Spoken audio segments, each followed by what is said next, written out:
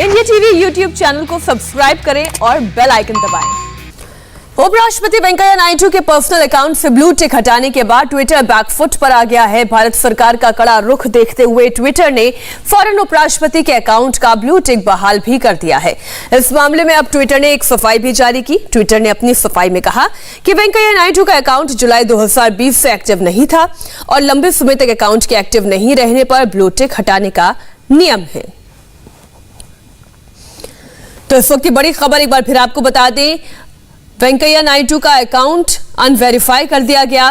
भारत सरकार की नाराजगी और लगातार इस खबर को प्राथमिकता देने के बाद अब ट्विटर अकाउंट वेरीफाई कर दिया गया है। ट्विटर ने वेंकैया नायडू का यह पर्सनल अकाउंट एक बार फिर से वेरीफाई कर दिया है। हालांकि सिर्फ इतना ही नहीं, बीजेपी ये भी कह रही है कि ट्विटर के ऐसे कदम पर उसे माफी मांगनी चाहिए। इससे पहले ट्विटर ने उपराष्ट्रपति वेंकैया नायडू के अलावा आरएसएस नेता अरुण कुमार, सुरेश भैयाजी जोशी और सुरेश सोनी के अकाउंट से भी ब्लू टिक हटा दिया था, यानी इनके अकाउंट को अनवेरीफाई कर दिया था। संवाददाता आनंद पांडे हमारे साथ जुड़ गए इस खबर पर। आनंद, आपके पास और क्या जानकारी? पहले हटाया क्यों और अब वेरीफाई क्यों? देखिए, ट्विटर का कहना है कि ट्विटर की जो पॉलिसी है कि अगर कोई अकाउंट जो है वो एक्टिव नहीं है 6 महीने से ज्यादा, तो हम उसको अनवेरीफाई कर देते हैं। और साथ ही साथ ट्विटर का कहना ये है कि अगर हम किसी को ब्लू टिक देते हैं और अगर वो उस पद से हट जाता है तो भी हम उसका ब्लू टिक वापस ले लेते हैं। लेकिन यहाँ जो मामला है वो दूसरा है। वेंकैया नायडू न तो सरकार से जुड़े हैं न ही किसी पार्टी से। वो देश के संवैधानिक पद पर बैठे हुए हैं और नंबर 2 की हैसियत संवैधानिक हायरार्की में रखते हैं। और ऐसे में अब बिना उनको बताए, बिना उनसे पूछे अगर आप ब्लू टिक हटाते हो तो जाहिर तौर पर इस बात को मंत्रालय ने और सरकार ने खासे गंभीरता से लिया और उसके बाद मंत्रालय सख्त रुख अख्तियार किया हुआ है। और जो हमको जानकारी मिली है उसके मुताबिक एक नोटिस भी ट्विटर को भेजने जा रहा है कि आप ऐसा करके कहीं ना कहीं भारत की जो संवैधानिक गरिमा है उसके साथ आप खिलवाड़ करने की कोशिश कर रहे हो। बिना बताए अगर आप संवैधानिक पद पर बैठे हुए व्यक्ति के अकाउंट को अनवेरीफाई करते हो तो इसको भारत सरकार हल्के में नहीं ले सकती। और साथ ही साथ ये भी कहा जा रहा है कि जो वेरीफाई किया जाता है उसमें बड़ी वजह ये होती है कि उस अकाउंट का, उस नाम का, उस पद का कोई मिसयूज न कर सके, इसलिए उस अकाउंट को वेरीफाई किया जाता है। तो ऐसे में ट्विटर का जो एक कदम था, हालांकि ट्विटर ने अपनी गलती को मानते हुए फिर से रिस्टोर कर दिया है, उनका जो ब्लू टिक था वो वापस किया, उसको वेरीफाई फिर से कर दिया है। लेकिन जो ये कदम ट्विटर ने उठाया था, जो एक गलती की थी, उसको भारत सरकार हल्के में नहीं ले रही, क्योंकि अभी ताजा बात करें, इसके पहले भी हम पिछले 1 महीने से देख रहे हैं लगातार ट्विटर जो है केंद्र सरकार की जो आईटी पॉलिसी है जो 25 फरवरी को जारी तो सरकार अब क्या कह रही है? सरकार क्या चाहती है कि ट्विटर अब क्या करे? माफी मांगे या और किस तरीके के कदम की अपेक्षा सरकार कर रही है ट्विटर से? देखिए, ट्विटर को आईटी मंत्रालय कुछ देर में एक नोटिस भेजने जा रहा है। उससे पूछा जाएगा कि आखिर आप जो संवैधानिक पद पर बैठे हुए लोग हैं या फिर जो बीजेपी के बड़े नेता हैं या फिर जो तमाम जो बड़े जो समाज के बड़े ओहदे के लोग हैं, उनके अगर आप ट्विटर को अनवेरीफाई करते हो तो आप बिना उनसे पूछे क्यों अनवेरीफाई करते हो?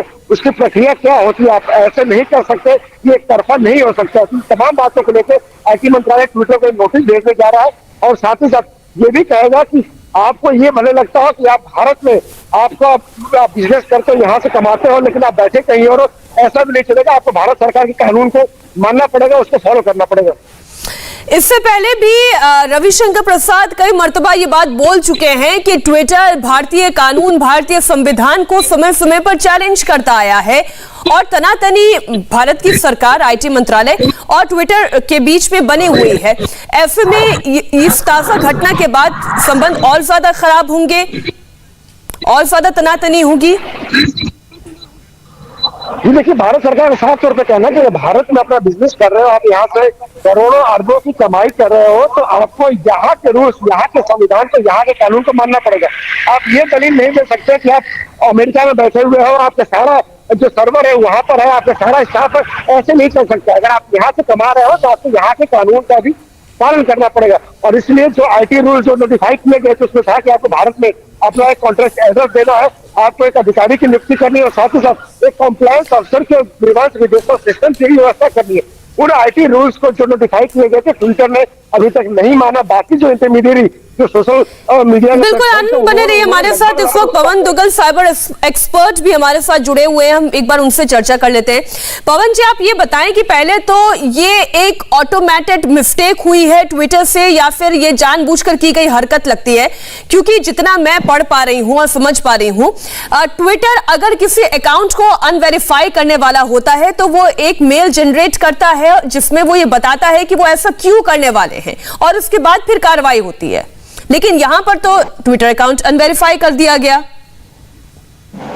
देखिए, अगर आप इवन भारत के इंफॉर्मेशन टेक्नोलॉजी रूल्स 2021 पर नजर डालें, जो 25 फरवरी 2021 से लागू हुए हैं, इन सर्विस प्रोवाइडर्स को एक बार आपको शो कॉज नोटिस देना पड़ेगा कि देखिए आपका कंटेंट जो है या आपका अकाउंट है, इन वजहों की वजह से हम ब्लॉक करने वाले हैं या कंटेंट को रिमूव करने वाले हैं, तो आपको हम इत्तला दे रहे हैं, सो दैट अगर उनको कोई भी दिक्कत है, परेशानी है, तो वो उसकी अपील कर सकते हैं और अपनी रिप्रेजेंटेशन दाखिल कर सकते हैं, अदालत जा सकते हैं। लेकिन अगर आप बिना कोई किसी को अपॉर्चुनिटी ऑफ वर्ड दिए बगैर, किसी को सुनवाई किए बगैर अगर किसी अकाउंट को छेड़खानी करते हैं, बंद करते हैं, सस्पेंड करते हैं, तो लाजमी सी बात है उनके अधिकारों का हनन होता है। लेकिन ऐसा नहीं है कि सर्विस प्रोवाइडर ऐसा कर ही नहीं सकता। अगर कुछ ऐसे एक्सेप्शनल सर्कमस्टेंसेस हो, जैसे आपके अकाउंट में कुछ ऐसी चीज प्रकाशित हो रही है जो भारत की प्रभुता, अखंडता, सुरक्षा या पड़ोसी देशों के साथ मैत्री संबंध या पब्लिक ऑर्डर, डिसेंसी या मोरालिटी के संदर्भ में अगर आप कुछ लिख रहे हैं और इन ग्राउंड्स पर एक नकारात्मक प्रभाव पड़ रहा है, तो शायद ये सर्विस प्रोवाइडर्स आपको तुरंत आपका अकाउंट बंद कर सकते हैं, सस्पेंड कर सकते हैं और बाद में आपको नोटिस दे सकते हैं। तो वो तो केस टू केस बेसिस पर निर्भर होगा।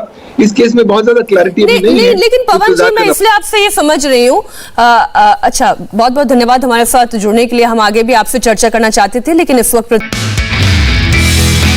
नमस्ते, मैं हूं मीनाक्षी जोशी। वीडियो और खबरों से अपडेट रहने के लिए India TV YouTube channel subscribe करें, बेल आइकन दबाना ना भूलें। जुड़े रहें इंडिया टीवी के साथ।